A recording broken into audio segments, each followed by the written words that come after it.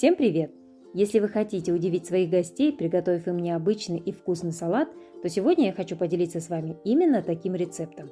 Это знаменитый итальянский салат из рукколы, который покорил сердца многих гурманов мира. Для начала запечем тыкву. Нарезаем ее на средние дольки толщиной 5-6 мм.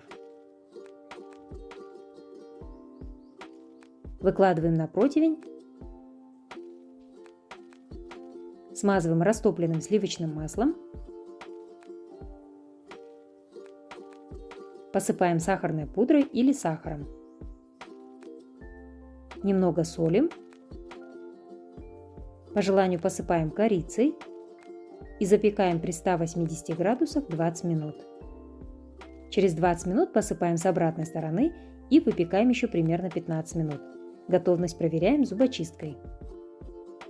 Пока запекается тыква, подготовим остальные ингредиенты. Нарезаем отварную свеклу, консервированные ананасы, срезаем с рукколы корневую часть и готовим соус. Соус рассчитан на 1 тарелку салата. В стакан наливаем 2-3 столовые ложки оливкового масла, 1 чайную ложку зернистой горчицы, половину чайной ложки бальзамического соуса, половину чайной ложки меда и все хорошенько перемешиваем.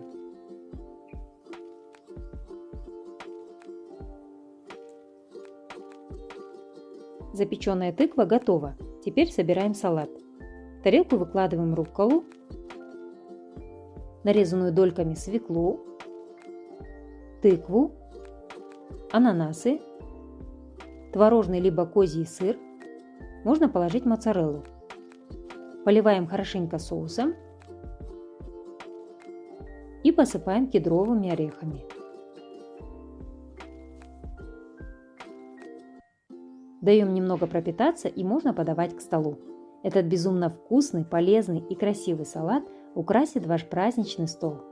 Если вам понравился рецепт, ставьте лайки, пишите комментарии и подписывайтесь на мой канал. Не забудьте нажать на колокольчик, чтобы не пропустить новые вкусные рецепты.